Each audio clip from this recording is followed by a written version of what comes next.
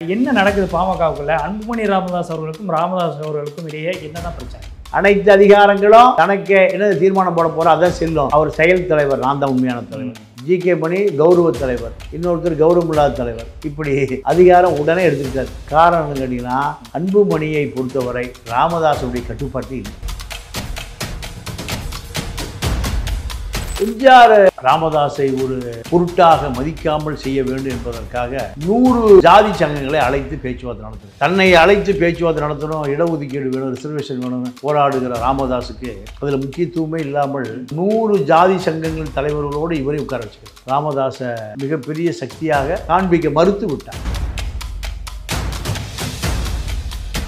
வன்னியர் இடஒதுக்கீடு என்பதுதான் என்னுடைய முழு மூச்சு. தமிழ்நாடு முழுக்க பட்டி தொட்டியெல்லாம் அலைந்து தெரிந்து ஒரு பெரிய கூட்டத்தை சேர்த்துனார். அந்த கூட்டம் தான் வன்னியர் சங்கமாக மாறி 7% வாக்கு வங்கிகளை வைத்திருந்த பாட்டாளி மக்கள் கட்சியாக அது உருமாறியது. அதன் பிறகுதான் திமுக அண்ணா திமுகவுக்கு மாற்று சக்தியாக பார்க்கப்பட்டது. எப்ப ராமதாஸ் சறுக்கிறார்னா 98 பிஜேபியோட கூட்டணி வைக்கிறார். வாஜ்பாயோட கூட்டணி, அதிமுக பிஜேபி பாமக கூட்டணி. அதோட ஆமா, விஜயகாந்தோடைய வருகைக்கு அந்த சமயத்துல வன்னியர்களுடைய வாக்குகள் அங்க போகுது அப்படின்றது பெரிய அளவில் பேசப்படலாமா? வன்னியர் ஓட்டு அந்நியர்களின்னு சொன்ன ராமதாஸுடைய வாக்கு வங்கி வன்னியருடைய கோட்டைக்குள்ள பூந்து விஜயகாந்த் ஜெயிக்கிறார். எங்க ரிஷிமஞ்சித்தை ஜெயிக்கிறார், 2வது விருத்தாச்சலத்தில் ஜெயிக்கிறார். இப்போ அந்த வாக்கு யாருக்கு போயிருச்சு? விஜயகாந்த் யாருக்கு போயிருச்சு? விஜயிடம் போய்விட்டது. அன்புமணி ராமதாஸ் அவர்கள் வந்து ஒன்லைன்ல விஜயையும் விமர்சனம் பண்றாரு. அடுக்குமொழியில பேசுறதுனால இளைஞர்கள்லாம் வந்து போயிடுறீங்க, சில பேர் புதுசா கட்சி தொடங்குறாங்க அப்படின்றதுக்காக போயிடுறீங்க அப்படின்ற மாதிரி சொல்றாரு. அப்போ திருமாவளவன் அவர்கள் ஏற்கனவே ஒடுக்கப்பட்ட தலித் சமூகத்தை சேர்ந்தவர்கள் அதிகமாக போறாங்க அப்படின்ற ஒரு பதற்றம் அவர்கிட்டையும் இருக்கு அப்படின்ற ஒரு பார்வை இருந்துச்சுல, அன்புமணி அவர்கள்ட்டையும் அதே பதற்றம் இருக்கா? 100%. வட மாவட்ட செயலாளர் அத்தனை பேரையும் அன்புமணி தான் பணம் கொடுத்து கட்டுப்பாடு கொண்டு வந்தார். கோடிகளை இறக்குனா தான் அந்த கூட்டம் வருது. அப்போ யாராவது எங்க வருது? இப்போ வந்த கூட்டம் எல்லாமே வந்து பணம் கொடுத்து கூட்டம் 10 முதல் 15 கோடி ரூபாய் செலவு. சென்னைக்கு மட்டும் 3 கோடி ரூபாய் மூர்த்திட்ட கொடுத்து 500 வண்டி வரணும். எங்க இல்ல மகன் பண்ணா என்ன, அப்பா பண்ணாலும் இல்ல நம்ம முழுசா சொல்றேன் கேளுங்க. வேலை வேண்டுமா? ப்ளூ ஓஷன் இருக்கிறது. 10th 12th டிப்ளமோ டிகிரி படித்தவர்களுக்கு உணவு, தங்குமிடம், இஎஸ்ஐ, பிஎஃப் இன்சூரன்ஸ் உள்ளிட்ட சலுகைகளுடன் அனுபவத்திற்கேற்ற நல்ல சம்பளம் 15,000 முதல் 30,000 வரை. பெண்களுக்கு முன்னுரிமை. 2,000க்கும் மேற்பட்ட வேலை வாய்ப்புகள் உள்ளன. இப்போதே தொடர்பு கொள்ளுங்கள். Blue ocean.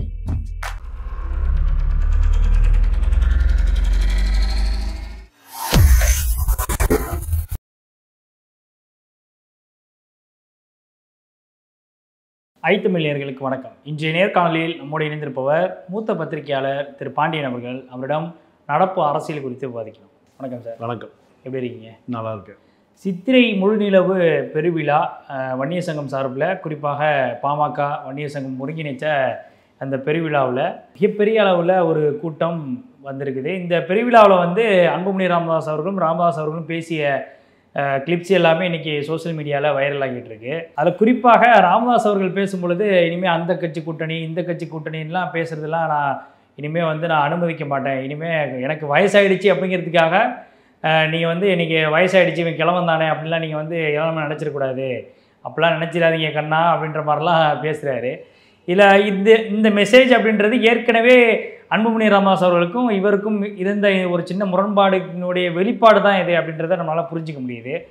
பாமகவில் இதுவே ஒரு விமர்சனத்துக்கும் உள்ளாகி இருக்கு. பாமகவை சேர்ந்த சிலரும் வந்து அவரை விமர்சனம் பண்ணி பதிவில் இட்டுக்கிட்டு இருக்கிறாங்க. என்ன நடக்குது பாமகவுக்குள்ள? அன்புமணி ராமதாஸ் அவர்களுக்கும் இடையே என்னதான் பிரச்சனை? இல்லை, பாட்டாளி மக்கள் கட்சியை பொறுத்த வரைக்கும் அதனுடைய நிறுவனர் ராமதாஸ். வன்னியர் சங்கமாக ஆரம்பிக்கப்பட்ட இயக்கம் 1980கள் 10 ஆண்டு காலம் வன்னியர் சங்கம். வன்னியர் சங்கம் பல போராட்டங்கள், இடஒதுக்கீடு, ரிசர்வேஷனுக்காக பல போராட்டங்களை நடத்தியது. எம்ஜிஆர் ஆட்சி காலத்தில் எம்ஜிஆர் எப்படியாவது ராமதாஸை ஒரு பொருட்டாக மதிக்காமல் செய்ய வேண்டும் என்பதற்காக 100 ஜாதி சங்கங்களை அழைத்து பேச்சுவார்த்தை நடத்தினார். அப்போது தன்னை அழைத்து பேச்சுவார்த்தை நடத்தணும், இடஒதுக்கீடு வேணும், ரிசர்வேஷன் வேணும்னு போராடுகிற ராமதாஸுக்கு அதில் முக்கியத்துவமே இல்லாமல் 100 ஜாதி சங்கங்கள் தலைவர்களோடு இவரை உட்கார வச்சுக்கிறார். எம்ஜிஆர் இப்படி தான் ராமதாஸை மிகப்பெரிய சக்தியாக காண்பிக்க மறுத்து விட்டார். அதன் பிறகு ராமதாஸ் வன்னியர் இடஒதுக்கீடு என்பது தான் என்னுடைய முழு மூச்சு. தமிழ்நாடு முழுக்க பட்டி தொட்டியெல்லாம் அலைந்து திரிந்து தனி நபராக ஒரு பெரிய கூட்டத்தை சேர்த்தினார். அந்த கூட்டம்தான் வன்னியர் சங்கமாக மாறி 7% வாக்கு வங்கிகளை வைத்திருந்த பாட்டாளி மக்கள் கட்சியாக அது உருமாறியது. அதன் பிறகுதான் திமுக அதிமுகவுக்கு மாற்று சக்தியாக பார்க்கப்பட்டது. 7% வாக்குனா 7 கோடி பேரில் 7% ஒரு 49-50 லட்சம் வாக்காளர். 90 to 2000 ராமதாஸ் இல்லாமல் தமிழ்நாட்டு அரசியலே இல்லை. ஒரு டிசைடிங் ஃபேக்டர் 50 லட்சம் வாக்கு திமுக விழுந்தா திமுக ஜெயிக்கும், அதிமுக வந்து அதிமுக ஜெயிக்கும். வெற்றி தோல்வியை தீர்மானிக்கக்கூடிய இடத்துல இருந்தார். இதுக்கு நடுவில் இவரே ஒரு கான்செப்ட் வச்சார். எஸ்சி பிசி மைனாரிட்டி, எஸ்சி மக்கள், வடக்க தலித் ஆதிக்குடி பறையர்கள், தெற்க தேவேந்திர குல வேளாளர்கள் இரண்டும். அப்போது சிபிஐயிலிருந்து ஒருத்தர் வந்தார், இரும்புரை குணசேகரன் நான் நினைக்கிறேன். ஆமாம், அவர் தான். அவர் தேனி நாடாளுமன்ற தேர்தலில் நின்று 1,80,000 ஓட்டு வாங்கினார்.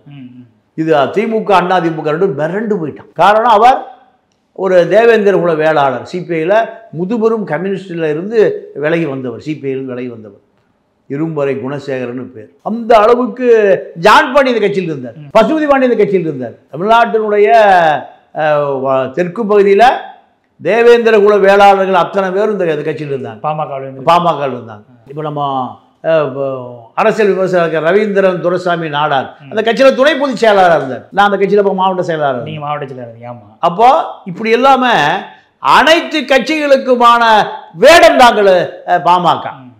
நீங்கள் இவர் பழனி பாபா உயிரோடு இருந்தார்.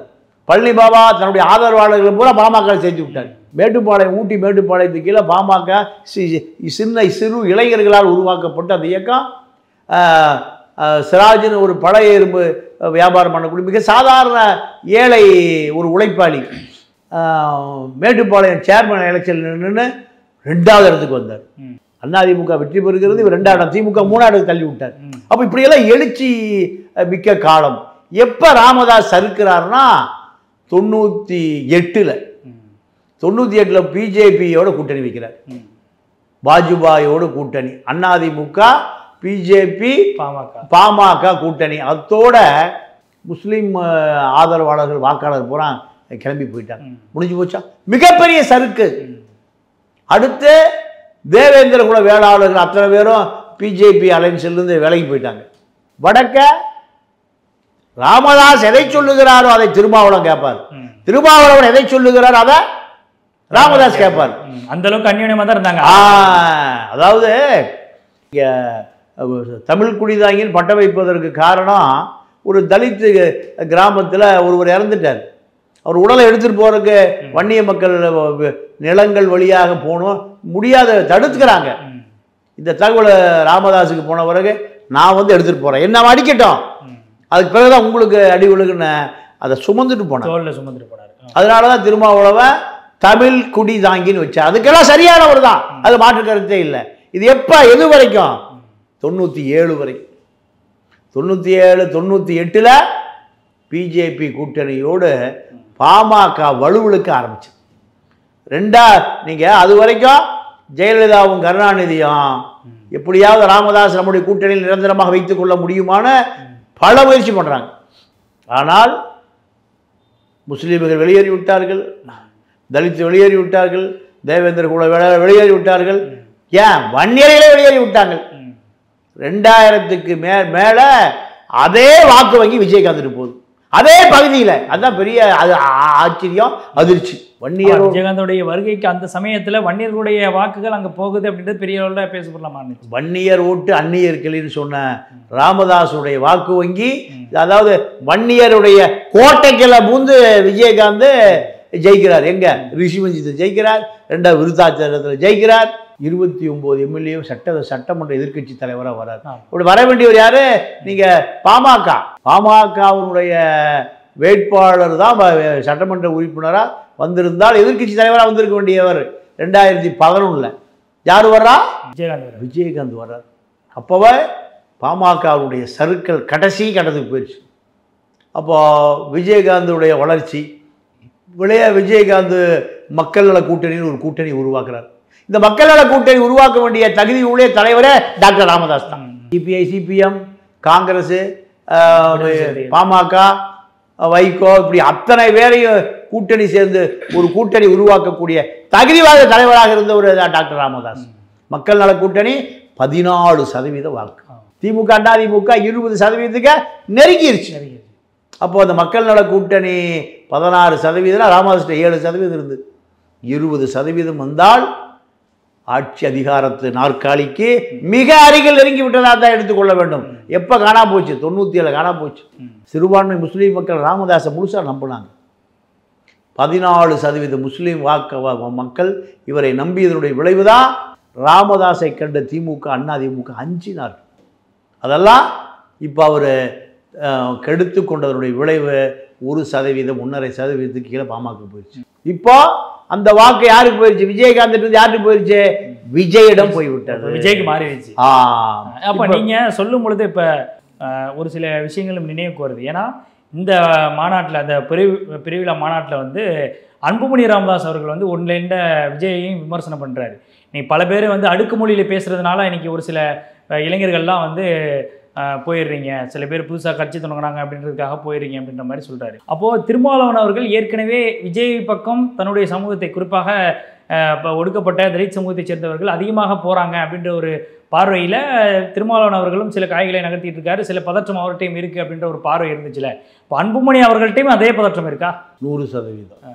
ஏன்னா நீங்கள் வன்னியர் கோட்டையில் தான் விஜயகாந்த் அரசியலே பண்ண முடியும். எத்தனை ஆண்டு காலம்? 15 ஆண்டு காலம். 2015 வரைக்கும் அரசியல் எங்கே? அரசியல் பேஸ் எங்கே விஜயகாந்துக்கு? அது வன்னியர் கோட்டைக்குள்ள தான். எங்கே சுற்றினாலும் அந்த பகுதியில் தான் விஜயகாந்த் படம் தான் ஓடும். விஜயகாந்த் படம் எங்கே ஓடும்? அதிகமாக ஓடும். எங்கே விலை அதிகமாக? தமிழ்நாட்டில் எங்கேயும் இல்லை, அந்த வன்னியர் பெல்ட்டில் தான். எம்ஜிஆர் படம் எங்கே ஓடும்? அது வன்னியர் பெல்ட்டில் தான். விஜய் படம் எங்கே ஓடுது? ரஜினி படம் எங்கே ஓடுது? எல்லாம் எங்கே? அந்த பெல்ட்டில் தான். அப்போது ராமதாஸிடமிருந்து வன்னியர்கள் கொஞ்சம் கொஞ்சமாக விலக ஆரம்பித்தார்கள். அதுதான் இப்போ ராமதாஸ் நீங்கள் இப்போ அரசியல் அனாதியாக மாறியதுக்கு அதுதான் காரணம். 1%, 1.5%, 2% கூட வாக்குகளை தக்க வைக்க. இப்போ நீங்கள் சொல்கிறதுல நான் ஒரு நீட்சியாக என்ன நினைக்கிறேன் அப்படின்னா, ராமதாஸ் அவர்கள் இந்த தவறுகளை எல்லாமே சரி கட்டணும் அப்படிங்கிற ஒரு காரணத்துக்காக இன்றைக்கி வந்து கட்சி வந்து தன்னுடைய கட்டுப்பாட்டுகளை கொண்டு வரணும், நான் பேசுகிறத வந்து ஒரு கூட்டணி தொடர்பாகவோ அல்லது மற்ற விவகாரங்கள்லேயே நான் தான் முன்னாடி நின்று நான் அது தொடர்பாக நான் வந்து பேச்சுவார்த்தை நடத்துவேன், கட்சியை நான் தான் கண்ட்ரோலுக்குள்ளே கொண்டு வருவேன்ற ஒரு விஷயத்தை இப்போ அவர் உணர்ந்து பேசுகிறார் அப்படின்னு எடுத்துக்கலாமா? இல்லை, இப்போ அவர் கடைசி கட்டத்தில் இருக்கிறார். அரசியல் பல்ஸ் நீங்கள் அபாய கட்டத்தில் இருக்கு. அரசியல் பல்ஸு அப்பாட்ட கடைசி கட்டத்தில் இருக்கு. அரசியல் பல்ஸ் மகங்கிட்ட ஸ்கிராப் ஏறிட்டு இருக்கு.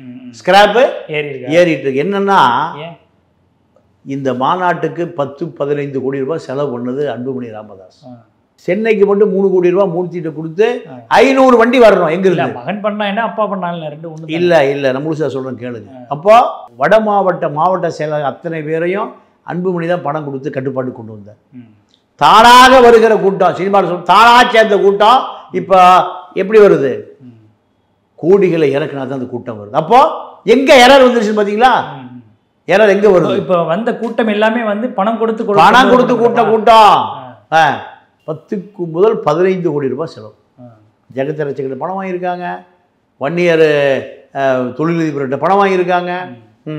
இதெல்லாம் ஆதாரத்தோடு தான் பேசுகிறீங்களா? ஆதாரங்களோடு பேசுகிறேன். நான் குறிப்பாக யார்கிட்ட வாங்கினா அவனுக்கு வேலை போயிடும், நான் அதெல்லாம் சொல்ல முடியாது.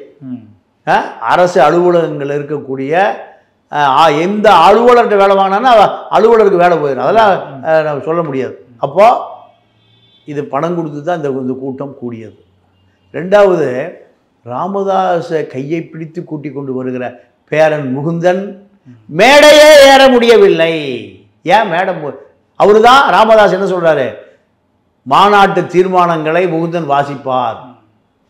மேடையே ஏற முடியல, அப்புறம் இங்கே மாநாட்டு தீர்மானத்தை வாசிக்கிறது? அன்புமணி கரெக்ட் ஸ்ட்ரிக்டாக சொல்லிட்டார், மேடையில் முகுந்தன் அமர்ந்தால் நான் இருக்கிற கூட்டத்தோடு நான் கிளம்பி போயிடுவேன். எந்த கூட்டத்தோட? கூடிய கூட்டமெல்லாம் எனக்காக கூடிய கூட்டம், நான் செலவு பண்ண கூடிய கூட்டம், வண்டி வாகனம் காரு டீசல் எல்லாம் ஏன் டீசல், சரக்கு சப்பளை பிரியாணி எல்லாம் ஏன் காசு. முகுந்தன் மேடையில் அமர்ந்தால் நான் என்ன பண்ணுவேன்? அவர் மேடையில் இருந்தால் நான் இருக்க மாட்டேன், நான் இருந்தால் அவர் இருக்கக்கூடாது. இந்த இதுக்கு என்ன பேர்? அப்போ குடியேற்றத்துக்கு ஐயா கையை பிடிச்சிட்டு போனது யாரு? முகுந்தன். ஆனால் மேடையில் நாற்காலிகள் யார் யார் அமரணும் பெயர்கள் ஒட்டப்பட்டது. காலி நாற்காலியே இல்லை. யாருடைய கட்டளை? அன்புமணியுடைய கட்டளை. நீங்கள் பாமக மணி மகன் 2 பேரும் ராமதாஸுடைய விசுவாசிகள். அன்புமணியுடைய விசுவாசி ஏகே மூர்த்தி, முன்னாள் ரயில்வே அமைச்சர். இப்படி 2 கூறா பிரிஞ்சு போச்சு. ஏக்கத்தோடு பார்த்தார் யாரு? முகுந்தன். இந்த மாநாட்டில் மாநில இளைஞரணி தலைவர் பதவியை அறிவிச்சிடலாம், அத்தனை லட்சம் தொண்டர்களும் அவரை ஏற்றுக்கொள்வார்கள் என்கின்ற கடைசி ஆசையை நிறைவேற்ற முடியாத நிலைக்கு ராமதாஸ் தள்ளப்பட்டார். அவர் நினைச்ச மாதிரி ஒரு இளைஞரணி பொறுப்பு கூட அவருக்கு கொடுக்க முடியாத அளவிற்கு அவருடைய அந்த அதிகாரம் பறிக்கப்பட்டது. அப்போ பெட்டியை தூக்கி கொண்டு தனி நபராக நடந்து ஊரா திருவள்ளூர் பஸ்ஸில் ஏறி போய் தமிழ்நாடு முழுக்க வன்னியர் சங்கமாக மாற்றிய ராமதாசனுடைய நிலை தன்னுடைய மகள் காந்திமதியினுடைய வயிற்று பேர முகுந்தனை மேடையேற்ற முடியாத அளவுக்கு அவருடைய அரசியல் பலவீனமாக போய்விட்டது. ஏன்னா எல்லா மாவட்ட செயலர் என்ன நினைக்கிறான்? இனிமேல் எதிர்காலம் சின்னையா தான் எதிர்காலம். நாளுக்கு நாள் வயசு ஆகிட்டே தான் வருது. யாருக்கு? பெரிய ஐயாவுக்கு. இப்போ 87 வயசாயிருச்சு. ஆனால் என்னை வயசாயிடுச்சு கிளம்புன்னு நினைக்காதீங்க அப்படின்றாரு. இல்லை, அதாவது இந்த எரர் எல்லா பக்கம் இருக்கு. இந்த எரர் எல்லா பக்கம் இருக்கு. இப்போ திமுகக்குள்ள இதே எரர் இருக்கு. உதவியா இருப்பான்னு பார்த்தா ஓத்தரமா இருக்கானே யாரு? உதயநிதி கட்டுப்பட மறுக்கிறார். ஏன்? ஸ்டாலின் கட்டுப்பட மறுக்கிறார். நீங்க மயிலை வேலை மாத்துங்க, மாவட்ட செயலாளர் 2ஆ பிரிங்க, சேகர் பாபு 2ஆ பிரிங்க, மா சுப்பிரமணியன் 2ஆ பிரிங்கிறார். யாரு? மகன். அப்பா அதெல்லாம் அவசரப்பட்டு பிரிக்காதீங்கிறார். இதான் சண்டை. அன்புராஜ் யார்? அவர் அன்புராஜ் வீரமணியுடைய மகன் அன்புராஜ். நீங்க அப்பா சொல்லுவதை யாரும் கேட்க வேண்டாம், நான் பார்த்துக்கிறேன். எங்க? தீக்காவில் பெரியார் அறக்கட்டையில் வேலை பார்க்கிற நூற்றுக்கணக்கான ஊழியர்களுக்கு அப்பா 500 கொடுக்குறாரு. மகன் 500 வாங்கிட்டு 100 ரூபா கொடுக்குறாரு. 3 மாத சம்பளம் பிடித்து வைக்கப்பட்டிருக்கிறது. இதாயா வருமானம் இல்லை? இருந்தால் இருங்கள கிளம்புங்க. எல்லாம் பெரியார் தொண்டர்கள், எல்லாம் சம்பளத்துக்காக வேலை செய்கிறவங்கள, உணர்வுக்காக வந்தவன். பாதி பேர் வெளியேறிட்டான். எங்கே நடக்குது? 10,000 கோடி பணம் இருக்கு. அதான் இவர்கள்லாம் பிறக்கும் போதே born with platinum spoon, silver இல்லை, கோல்டு இல்லை, platinum spoon, born with silver spoon சொல்லுவாங்க. அதெல்லாம் பழைய கதை. இப்பெல்லாம் பார்ன் வித் பிளாட்டினம், அதுதான் காஸ்ட்லி. அப்போ துரை வைகோக்கு என்ன பிரச்சனை? இப்படி எல்லா பக்கம் ஒரு எரர் இருக்கு. என்ன காரணம் கேட்டீங்கன்னா, இவர்களுக்கு வியர்வை நாத்தமே தெரியாது, உழைக்கிறவனே தெரியாது. இப்போ அந்த அளவுக்கு கடினமாக ஆரம்ப காலகட்டத்தில் உழைச்சி வந்தது தானே ராமதாஸ் அவர்களும். வந்தவர் தன்னுடைய மகனைய கடுமையான முறையில் சமூகத்துக்காக உழைச்சிருக்கிறாரு. எல்லா சமூகத்தையும் ஒருங்கிணைக்கணும் அப்படின்னு சொல்லி பல்வேறு எஸ்சிபிசி மைனாரிட்டி அரசியல் வெற்றி அடைந்திருந்தால், மிகப்பெரிய அளவில் வெற்றி அடைந்திருந்தால் இன்னைக்கு அவர் தான் முதலமைச்சர் நாற்காலி. இவர் ஆனார்ல, யாரு? நம்ம யூபியில் முலாயம் சிங் யாதவ் ஆனதை போல அவர் தான் முதலமைச்சர் கேண்டிடேட், முதலமைச்சர். திராவிட இயக்கம் ஒழிஞ்சு போயிருக்கு. இல்லை, அதில் ராமதாஸ் அவர்கள் எந்த விஷயத்தில் எரர் பண்ணாரு, எதனால அந்த முயற்சி அப்படின்னு தோல்வி அடைஞ்சிச்சு? அதாவது வாழப்பாடி ராமமூர்த்தி ராமதாஸோட நெருக்கம் காட்டுறாரு. வன்னியர் என்ற காரணத்தினால அவரை அனுமதிக்கிறார். அவர் சொல்றாரு, இந்த ஓட்டு வேண்டாம், நான் உங்களை டெல்லி அரசியலை காமிக்கிறேன். டெல்லி அரசியல் பல கோடி ரூபா பணம் கொட்டக்கூடிய அரசியல். காங்கிரஸ்லேருந்து விலகி ராஜீவ் காந்தி காங்கிரஸ் ஒரு கட்சி நடத்திட்டு இருந்தார் வாழப்பாடி ராமமூர்த்தி. இவரை தனியாக பிஜேபியில் சேர்த்த மாட்டான். யார்? வாஜ்பாய். அப்போ என்ன பண்ணுறாரு? பாமக பக்கம் வராரு. பாமக வாக்கு வங்கியில் எம்பி ஆகிறார். எம்பி ஆகி பாமக கூட்டணியில் 7 நாடாளுமன்ற உறுப்பினர்கள் வந்த பிறகு வாழப்பாடி ராமமூர்த்திக்கு டெல்லியில் பெரிய செல்வாக்கு வந்து செல்வாக்கு வந்த பிறகு இந்த செல்வாக்கு காரணமானவர் யாரு? ராமதாஸ். டெல்லியில் ராமதாஸ் கூட்டி போய் டெல்லியை காமிச்சதே வாழப்பாடி தான். வாழப்பாடி முன்னாள் மத்திய அமைச்சராக இருந்தவர். டெல்லியை காமித்த பிறகு அம்பானிகள், அதானிகள், டாட்டாக்கள், பிர்லாக்கள், கோயாங்காக்கள் அத்தனை பேர் ராமதாஸுக்கு அறிமுகமாகறாங்க. இங்க அறிமுகமானால் யாரு? இரும்புற குணசேகர, பழனி பாபா, KM ஷெரீப்பு, இப்படி சாதாரண நபர்கள், வியர்வை நாற்றத்தோடு வடிவேல் ராவணன், இவர்கள் தான் இவருக்கு அறிமுகம். அங்க யாரு? டெல்லியில பெரிய பெரிய டாடா, பிர்லா, அம்பானி, கோயாங்கா, சிங்கானியா, பங்கானியா, கார்பரேட் முதலாளிகள் கோடிகளை கொடுக்குறான். அப்போ இந்த அரசு அதோட மறந்துட்டார். எந்த அரசியல? வியர்வை நாட்டு அரசியலை மறந்துட்டு கார்பரேட் அரசியல் போயிட்டாரா? கல அரசியல மறந்துட்டாரு, கார்பரேட் அரசியல் மறந்துட்டு கார்பரேட் அரசியல் போயிட்டாரு. இங்க வன்னியர்கள் பூரா அந்நியர்கள் ஆயிட்டாங்க. இதுதான் பாமகவுடைய ராமதாஸ் வீழ்ந்த கதை. இப்போ இவர் மகன் எப்போ வர்றாருன்னா மத்திய மந்திரியாக வர்றார். ஆமாம். ஏன் எடுத்த உடனே மத்திய மந்திரி? நாங்கெல்லாம் போய் உட்கார்ந்து இருக்கும்போது 4 ஆமாம் ஆமாம் ஆமாம். அப்போ என்ன காரணம்னா அடிமட்டத்திலிருந்து உதயநிதியும் வரல, துரை வைக்கவும் வரல, அன்புராஜும் வரல, நம்ம அன்புமணியும் வரல. இந்த இவர்கள் பூராமே கார்பரேட்டுகளைத்தான் பார்த்து வளர்ந்துருக்காங்க. கட அரசியலையோ கார்பரேஷனையோ பார்த்து வளரல. இதுதான் இந்த எரருக்கு காரணமே அதுதான். அப்போது 25 தியாகிகள் துப்பாக்கி குண்ட நெஞ்சில் வாங்கிட்டு இறந்து போனவனை குடும்பம் இன்னைக்கு வரைக்கும் நடுத்தரவு தான் நிற்கும். அவர்களுக்கான ஈகையர்களுக்கு எந்த உதவியும் செய்யப்படவில்லை. அது எத்தனை IAS வந்திருக்கான், எத்தனை IPS வந்திருக்கான், எத்தனை குரூப் 1 வந்திருக்கான். அப்போது ஆற்றல் மிக்க வேல்முருகனை இழந்தார். இப்படி பல பேரை இழந்ததனுடைய விளைவு தான் இப்போ தன்னுடைய அந்திம காலத்தில் தன்னுடைய உழைப்புக்கான வடிகாலை தன்னோட மகனிடமிருந்து கூட மீட்டெடுக்க முடியல. முகுந்தன் எப்படியாவது ஒரு மாநில இளைஞரணி தலைவராக அமர வைக்க முடியுங்கிற ஆசை நிராசையாக போச்சு. நீங்கள் 5 சத்தியம் பண்ணார், 5 சத்தியம் கடைசி சத்தியம் நான் எந்த பதவிக்கு வரமாட்டேன்னார். இப்போ என்ன பண்ணி உட்கார்ந்துருக்காரு? நான் தான் இந்த கட்சியினுடைய தலைவருங்கிறார். நீங்கள் தானே தலைவர், இது என்ன தலைவர்? தலைவர் அவர் தான், அவ்வளோதான். ஆனால் இப்போ தலைவராக வேண்டிய தேவை ஏன் வந்ததுன்னா பொதுக்குழு செயற்குழுவால் தேர்ந்தெடுக்கப்பட்ட அன்புமணி கூட்டணி வைக்கக்கூடிய அதிகாரத்தை பெற்றவராகிறார். அப்போ அதை தீர்மானத்தை போடுவதற்கு 1 வாரத்துக்கு முன்பு என்ன பண்ணார்? GK மணி பற்ற வச்சுட்டார். பரட்டை பற்ற வச்சுட்டிய பரட்டை. அன்புமணி பொதுக்குழு செயற்குழுவை கூட்டி அனைத்து அதிகாரங்களும் தனக்கு என்ன தீர்மானம் போட போகிறோம் அதான் செல்லும். உடனே மகனை அவர் செயல் தலைவர், நான் தான் உண்மையான தலைவர். GK மணி கௌரவ தலைவர், இன்னொருத்தர் கௌரவம் இல்லாத தலைவர். இப்படி அதிகாரம் உடனே எடுத்துக்கிட்டார். இது காரணம்னு கேட்டிங்கன்னா அன்புமணியை பொறுத்தவரை ராமதாஸுடைய கட்டுப்பாட்டு இல்லை. கட்டுப்பாட்டு இல்லை. அப்போது ராமதாஸ் அதிகாரத்துக்குள்ளே கொண்டு வரக்கூடாது, அவரை ஓய்வெடுக்கட்டும். இதுதான் இப்போ 2 நாளாக சமூக வலைதளங்களில் அன்புமணி கோஷ்டி ஒன்று, ராமதாஸ் கோஷ்டி ஒன்று. அப்போ இதுக்கெல்லாம் காரணம் மகனை அடக்கி வைக்க முடியல.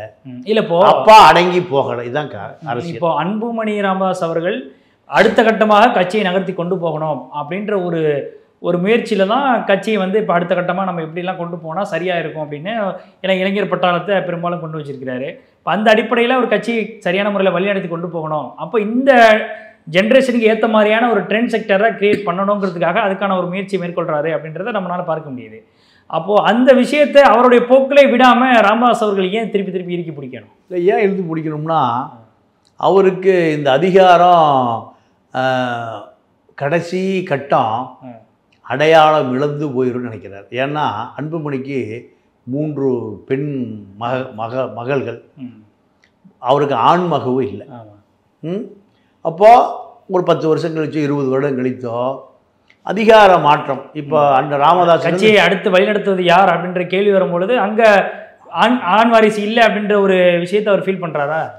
அதுக்காக என்ன பண்ணுறாரு, மகள் வயிற்று பேரனான முகுந்தனை முன்னிலைப்படுத்துகிறார். அன்புமணி அதை அனுமதிக்க மாட்டேங்கிறார். ராமதாஸுடைய பார்வை அவர் தொலைதூர பார்வை. பாமகவை இன்னொரு 20 வருஷத்துக்கு அப்புறம் யார் வழி நடத்துவா, அதை தன்னோட அழிந்து போகக்கூடாது. இப்போ அவருக்கு அன்புமணிக்கு 3 பசங்க, 3 பெண் குழந்தைகள். ஆமாம். அப்போ மருமகன் யார் கட்சி நடத்துவான்? நடத்த மாட்டாங்க. அன்புமணிக்கும் 87 வயசு ஆச்சுன்னா அதுக்கு பிறகு அரசியல் யார் கைக்கு போகும்? அப்போ அந்த தன்னுடைய குடும்பத்தை விட்டு போய்விடக்கூடாது என்பதற்காக தான் முகுந்தனை முன்னிலைப்படுத்துகிறார். முகுந்தனை இப்போ நீங்கள் சொல்கிறது எல்லாமே வந்து பாமக ஒரு குடும்பத்துக்கான கட்சியாக தான் இப்போ இருக்குதா? இன்னும் ஏன் திமுக பக்கத்து வீட்டுக்காரன் அரசியல் தான் இருக்குது? இல்லை, பாமக அதற்கு நேர் மாற்றம் இருக்கு. இல்லைங்க, அதை வைகோ கட்சி வேற எங்கே இருக்குது? ஜிக வீரமணிக்கு யார்? அன்புராஜ். தமிழ்நாடு அரசியல வாரிசு அரசியல் இல்லை. அதிமுக மட்டும் அதில் விலகி போயிருக்கோ? ஒரே ஒரு கட்சி அதிமுக தான். அதிமுக மட்டும்தான். நீங்கள் மிதுன எடப்பாடி வரவே வேண்டாம். கண்ணு கோயம்புத்தூர் பாசை கண்ணு வேண்டாம், நீ மொத்த சொத்தையும் ஒரே கையில் எழுதி வாங்கிட்டு போயிடுவானு. கண்ணு வேண்டாம், கண்ணு நானே படு போராட்டத்துக்கு மத்தியில் உட்காந்துருக்கேன். கண்ணு நீ இங்கே வராத, இருக்கிறத காப்பாற்றி நிம்மதியாக வாழு, இதுக்குள்ளே வராத. இது ஒரு பெரிய சாக்கடை குழி. உள்ளே போனால் புதகுழியில் முங்கிக்குவேன். யானையே முங்கி போச்சு. யார் எழுதுறா? நம்ம இவர் ஜெயலலிதா விசாரித்தார். என்ன கமிட்டி, என்ன ஆணையம்? ஆறுமுகசாமி ஆணையம். ஆறுமுகசாமி ஆணையம் கடைசி எழுதுறாரு. ஒரு பலம் கொண்ட யானை சேற்றில் சிக்கிவிட்டது, சிறுநரிகளும் ஓநாய்களும் கடித்து குதறி விட்டன. யாரை சொல்றாரு? ஜெயலலிதாவை சொல்றாரு. கடைசி வரி அதுதான். ஜெயலலிதா அவர்களுடைய மறைவு குறித்து அவர் விசாரிச்ச ஆறுமுகசாமி ஆணையம். நீங்க வணக்கத்துக்குரிய ஆறுமுகசாமி என்ன சொல்றாரு? பலம் கொண்ட யானை எங்க சிக்கிச்சு? சேற்றில் சிக்கிய பிறகு அது வெளியே வர முடியல. சிறுநரிகளும் ஓநாய்களும் அதை கடிச்சு குதறிடுச்சு. இதுதான்டா அரசியல். தெளிவாக சொன்னவர் நீதியரசர் ஆறுமுகசாமி. இப்போ எடப்பாடி அதை தெளிவாக புரிஞ்சுக்கிட்டார். என்ன சொல்ற?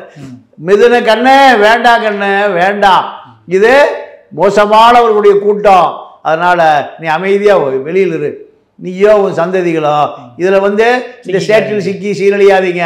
இப்போ என்னை சுற்றி வேலுமணி எப்படா கவுக்கலான்னு பார்க்குறாரு. இந்த பக்கம் தங்கமணி கவுக்கலான்னு பார்க்குறான். என் சீட்டுக்கு பல போட்டி. ஓபிஎஸ் ஒரு பக்கம், சசிகலா ஒரு பக்கம், டிடிவி ஒரு பக்கம், பிஜேபி ஒரு பக்கம், திமுக ஒரு பக்கம். எந்த வளையத்தரம் காப்பாற்றுறதுன்னு தெரியல. யாருக்கு நெருப்பு எரிஞ்சுக்கிட்டு இந்த வீகத்தை உடைச்சு, இந்த நெருப்பு வளையத்தை உடைச்சு எப்படி வெளியே போறதுன்னு தெரியல. இந்த கட்சியை காப்பாற்றணும்னு நினைக்கிறேன். எதை? எடப்பாடி அதிமுகவை. இதுக்கு நடுவில் அமித்ஷா டெல்லியிலேருந்து வேற மிரட்டுறாரு. இது வேறு வழி இல்லாமல் அவரோட சேர்ந்த இப்படி பல அரசியல் களம். அதனால கண்ணு நீ வேண்டாம், கண்ணு யார? மிதுன. ஆனால் மற்றவர்கள் எல்லாம் தன்னுடைய மகன்களை பல லட்சம் கோடி பெருமானம் உள்ள இந்த கட்சியை நிர்வகிப்பதற்கு பயிற்சி கொடுக்குறான். அவன் வேண்டாயா உடியா, மல்லை சத்தியா என்ன சத்தியா, நான் வச்சாதான் கட்சி. பெரியார், அண்ணா, வைகோ, அடுத்து துரை வைகோ தான். எப்படி மல்லை சத்தியா ஒரு 10 பேர் போட்டானா? யார் அவன் கட்சிக்காரன்? எதில்? இன்ஸ்டாகிராம்லையும் ட்விட்டர்லையும் அடியா. பெரியாருக்கு இணையான தலைவன் நான் தான். யாரு? துரை வைகோ. பெரியார், அண்ணா, வைகோ. வைகோக்கு அந்த உழைப்பு இருக்கு, அரை நூற்றாண்டு கால உழைப்பு இருக்கு. அதுக்கு அடுத்து ஏன் படத்தை போடு. வைகோ மகன் என்பதனால எல்லா தகுதி வந்துருமா? வீரமணியுடைய மகன் என்பதனால எல்லா தகுதியும், ராமகிருஷ்ணனை விட ஆரிச்சாமியை விட எல்லா தகுதியும் வந்துருமா அன்புராஜுக்கு? அன்புமணிக்கு அங்கே எத்தனை பேர் சுண்ணாம்பா போயிட்டான் பாமக. அருள்மொழி, பூத்தா இளங்கோவன், செந்தமிழ் செல்வன், குபேந்திர குணபாலன், முத்துக்குமார், எத்தனை பேர் அங்கே உழைச்சவன் இருக்கான். எப்போ? அரை நூற்றாண்டு காலமா. 80 எங்க, 2025 எங்க, அதுல 45 ஆண்டு காலமா உழைச்சு எத்தனையோ பேர் இருக்கான். இல்லாத யாருக்கு இல்லாத தகுதி அன்புமணிக்கு வந்துருமா? ராமதாசுடைய மகன் என்ற ஒரே தகுதி போதுமா? அப்போ திமுக எத்தனை பேர் செத்து போயிட்டான், சுண்ணாம்பா போயிட்டான், காணாம போயிட்டான். அத்தனை பேருடைய தகுதியும் உதயநிதிக்கு வந்துருமா? ஸ்டாலினுக்கு வந்துருமா? அப்ப இதுதான் தமிழ்நாட்டினுடைய அரசியல். இந்த அரசியல் அடித்தளம் இல்லாத அரசியல். அதாவது பேஸ்மெண்ட் இல்லாத அரசியல். இந்த அரசியல் தான் ஒரு நாள் அழிந்து போவதற்கு கண்டிப்பாக சாத்தியமுள்ள நிலைமைகள் தான் இந்த அரசியல், நவீன அரசியல். நிச்சயமாக பல்வேறு கேள்விகளுக்கு ரொம்பவே தெளிவாக பதில் சொன்னீங்க. எங்களுடைய அரங்கிற்கு வந்து நேர்காணல் அளித்ததற்கு மிக்க நன்றி. நன்றி, வணக்கம்.